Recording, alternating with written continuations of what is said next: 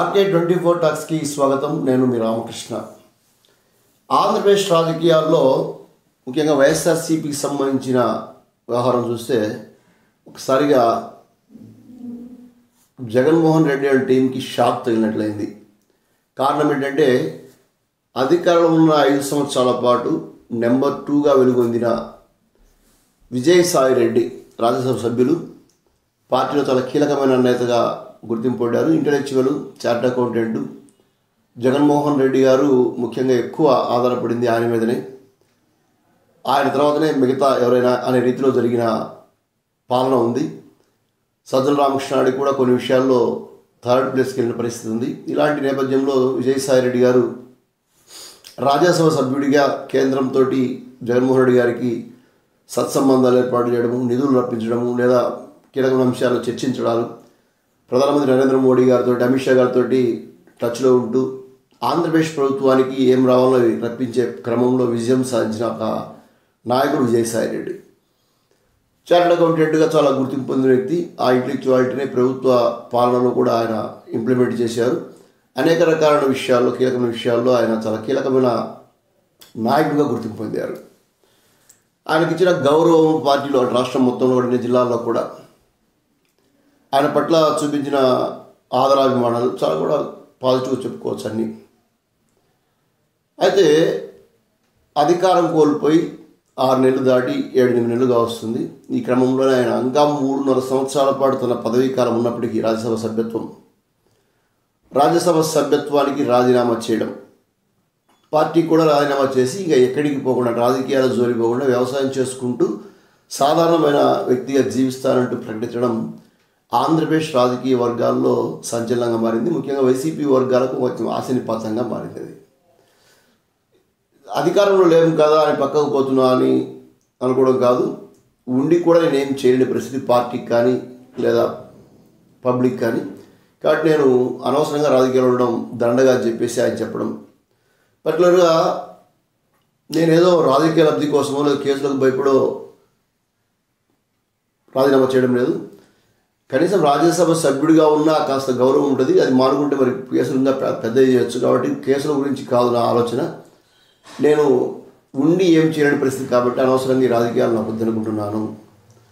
రెండోది, నేను వెంకటేశ్వర స్వామి భక్తుడిని, హిందూ సాంప్రదాయాలు పాటించే వ్యక్తిని. కాబట్టి ఇక్కడ నేను అబద్ధాలు చెప్పలేని పరిస్థితి.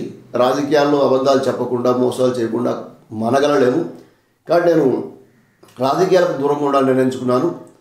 టీడీపీకి సంబంధించి చంద్రబాబు నాయుడు గారితో కానీ, జనసేన సంబంధించి పవన్ కళ్యాణ్ గారితో కానీ నాకు ఎటువంటి విభేదాలు లేవు. పవన్ కళ్యాణ్ నాకు బాగా క్లోజ్గా ఉంటారు. చంద్రబాబు నాయుడు గారితో నాకు వ్యక్తిగతంగా విభేదాలు, పార్టీ పరంగా ఉండొచ్చు కానీ చెప్పేసి చెప్పడం, ఇవన్నీ కూడా గమనించవచ్చు. అలానే జగన్మోహన్ రెడ్డి మంచి చరిష్మా ఉన్న జననేత. ఆయన నాలాంటి 1000 మంది బయటికి పోయినా ఆయనకి ఏం కాదు. సో పబ్లిక్లో ఇమేజ్ ఉన్న వ్యక్తి, ఆయన గొప్ప నాయకుడు అని కీర్తించడం. అటు టీడీపీకి పోనన్నాడు, జనసేనకు పోనన్నాడు. అంటే ఏ పార్టీలో పోవట్లేదు, రాజకీయాలకు దూరంగా ఉంటాడో, రాజకీయ సన్యాసం స్వీకరించుకుంటా అని చెప్పాడు. ఒకవేళ కేసులో భయపడి మానుకునే వాడైతే ఇప్పుడైనా నేను రాజ్యసభ సభ్యుడిని, కాస్త గుర్తింపు ఉంటుంది. అది కూడా పోతే కేసులు ఇంకా ఈజీ పెట్టచ్చు. కాబట్టి దానికి కాదు నేను మానుకునేది. నాకే అంతరాత్మ ఒప్పుకోవడం లేదని చెప్పేసి ముక్తాయించడం గమనించాల్సిన విషయం. లండన్లో ఉన్న జగన్మోహన్ రెడ్డి గారితో నేను ఫోన్లో మాట్లాడాను. ఆయనకు చెప్పి నా పరిస్థితి చెప్పిన తర్వాతనే నేను రాజీనామా చేశాను. ఆయన వద్దు ఉండమన్నారు, కానీ నేను రాజీనామా చేశాను. నా రాజీనామా పత్రాన్ని ఉపరాష్ట్రపతికి అందజేశారు. ఉపరాష్ట్రపతి గారు దాన్ని ఆమోదించారు కూడా అని చెప్పారు. దీనిపై టీడీపీ నాయకులు స్వతహాగా, అంటే జనంలో జరిగే ఇదే వెంబడే అటాకింగ్ గేమ్ స్టార్ట్ చేశారు. ముఖ్యంగా సోమిరెడ్డి చంద్రమోహన్ రెడ్డి గారు, నెల్లూరు సర్వేపల్లి సంబంధించిన ఎమ్మెల్యే, చాలా సీనియర్ ఎమ్మెల్యే, మాజీ మంత్రి ఆయన స్టార్ట్ చేశారు. అలాగే టీడీపీలో చాలామంది కూడా ఇప్పటిదాకా నువ్వు చేసిన అనేక రకాల వ్యవహారాలు ఒక్కసారి నువ్వు రాజకీయాల నుంచి దూరం వ్యవసాయం చేసుకుంటే మాత్రం మాసిపోతాయా, అలా అని చెప్పేసి నిన్ను ఈజీగా ఏం వదలము. అంటే నీవు రాజకీయ అసన్యాసం చేసి ఇంట్లో కూర్చున్నా సరే చట్టం తన బంధం చేసుకుపోతుంది. నీ పాపాల మూట ఇప్పాల్సిందే. ఏదైనా సరే నీవు పర్టికులర్గా రాజ్యసభ ఎంపీగా ఉంటూ జగన్మోహన్ రెడ్డి పరిపాలనలో ఎక్కడైతే నువ్వు ఇన్వాల్వ్ అయ్యి ప్రజలకు ఇబ్బంది పెట్టావో లేదా టీడీపీని ఇబ్బంది పెట్టావో అన్నీ గుర్తుపెట్టుకొని వాటిని లెక్క చదువుస్తామంటూ చెప్పడం కూడా గమనించాల్సిన విషయం. ఏదేమైనా వైఎస్ఆర్ కాంగ్రెస్ పార్టీలో ఇది మాత్రం అలజడి లేపిందని చెప్పొచ్చు. దాంట్లో కూడా కొంతమంది నాయకులు తమాయించుకొని అలాంటి వాళ్ళు ఎలాగనే పార్టీకి ఏం నష్టం కాదు, మాలాంటి నికార్సైన నిజాయితీ నాయకులు కార్యకర్తలు చాలామంది ఉన్నారంటూ సోషల్ మీడియా వేదికగా పోస్టులు షేర్ చేస్తున్న పరిస్థితి కూడా చూస్తున్నాం. అంటే ఒక పక్క నిర్వేదం ఆయన వెళ్ళాడు, ఇంకో పక్క సరే ఆయన పోతే పర్లేదు ఇంకా ఉన్నాం చాలామంది అని.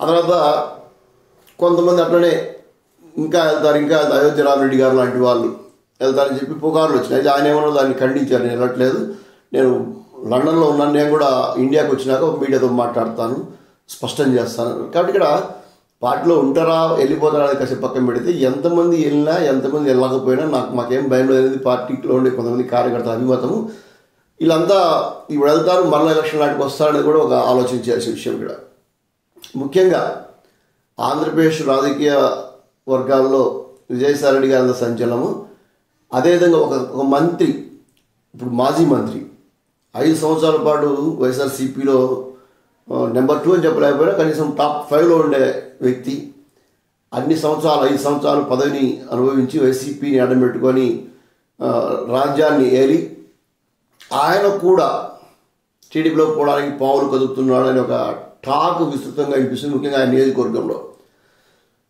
అలా ఆయన వెళ్ళగలడా, వెళ్తే వాళ్ళు రాణిస్తారు. ఎందుకంటే గతంలో చంద్రబాబు నాయుడు గారికి వ్యతిరేకంగా ఆయన చేసిన రచ్చ అంతా ఇంత కాదు. అలాంటి నేపథ్యంలో ఆయన టీడీపీ ఏ మొహం పెట్టుకుని తీసుకుంటుంది. నిజంగా టీడీపీ వాళ్ళు ఆయన కానీ స్వాగతించి లోపల తీసుకున్నట్టే రాజకీయ రంగంలో టీడీపీ ఇప్పుడు దాకున్న బేసిక్స్ వాల్యూస్ ఏదైనా అన్నీ కూడా మంట కలిపినట్టే, మట్టిలో కలిపి పట్టకపోయినట్టే. కాబట్టి సాక్షాత్తు అధినేత చంద్రబాబు నాయుడు గారినే తీవ్రంగా దూషించి అడ్డుకొని నానా రభస చేసి అదేదో పిల్ల చేష్టల్లాగా చొక్కా ఇప్పి చొక్కా తిప్పి గాల్లో అర్ధనగ్నంగా నిరసన వ్యక్తం చేసిన వ్యక్తి వస్తాడు అని చెప్పేసి అంటున్నారు. ఆయన ఎవరో మీకు ఇప్పటికీ అర్థమై ఉంటుంది. బహుశా నేను కూడా వ్యక్తిగతంగా ఆయన ప్రయత్నం చేసి ఉండొచ్చు పార్టీలో పోవడానికి కోసం, చేర్చుకుంటారని మాత్రం నేను కూడా అనుకోవట్లేదు. మొత్తానికి ఆయన ఎవరు అర్థమైంది మీ అందరికీ కూడా. అలాంటి వ్యక్తులు కూడా టీడీపీ చేర్చుకున్నట్టే ఇక టీడీపీకి కూడా వినాశకాలం స్టార్ట్ అయినట్టు అనమాట. ఇప్పటికే తప్పులు చేస్తుంది వైసీపీ, గతంలో ఏం చేసిందో అదే రకమైన తప్పిదాలు చేస్తుంది. మేము అధికారంలోకి వచ్చే కాబట్టి రివెంజ్ తెచ్చుకుంటామని. ఇక్కడ ఎవరైనా సరే వైఎస్ఆర్ కాంగ్రెస్ పార్టీనా, తెలుగుదేశం పార్టీనా, కేంద్రంలో ఉన్న బీజేపీ లేదా కాంగ్రెసా లేదా పక్క రాష్ట్రంలో టీఆర్ఎస్ఆ, ఇంకోటే కాదు, వెలుగు చీకటి రెండు ఉంటాయి. మనం ఇప్పుడు పగలు చూస్తున్నాం, రాత్రి వస్తుంది, ఇదంతా సత్యము. అధికారంలో ఈరోజు ఉండొచ్చు, అధికారం కోల్పోవచ్చు, శాశ్వతంగా ఎవరు అధికారంలో ఉండరు. అధికారంలో ఉన్నది కదా అదని చెప్పి ప్రత్యర్థుల్ని రాజకీయ కక్ష సాధింపుతోటి వేటాడి ఇస్తే రేపు వాళ్ళకు ఛాన్స్ వచ్చినప్పుడు వాళ్ళు కూడా అదే పని చేస్తున్న విషయాన్ని ఇక్కడ పాలకులు, నాయకులు గుర్తించాలి.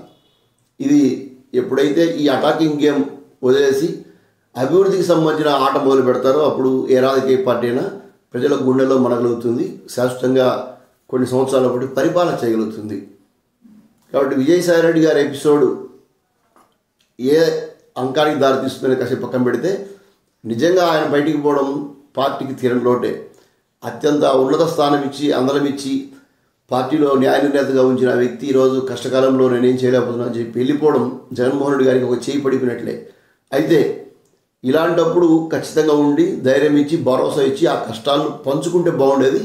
ఆయన అలా చేయలేని పరిస్థితిలో ఉన్నానంటూ ముక్తాయింపు చేస్తూ రాజకీయ అస్త్ర సన్యాసం చేస్తున్నాడని ప్రకటించడం కూడా స్వాగతించాల్సిన విషయమే. ఎనీహౌ వైఎస్ఆర్ కాంగ్రెస్ పార్టీలో ఆంధ్రప్రదేశ్ రాజకీయాల్లో విజయసాయి రెడ్డి యొక్క ఎపిసోడ్ సమాప్తమైందని భావించవచ్చు. మరి ముందు ఎలాంటి అంకాలు, ఎలాంటి విషయాలు జరగబోతున్నాయో చూద్దాం. Thank you for watching RK24 Talks.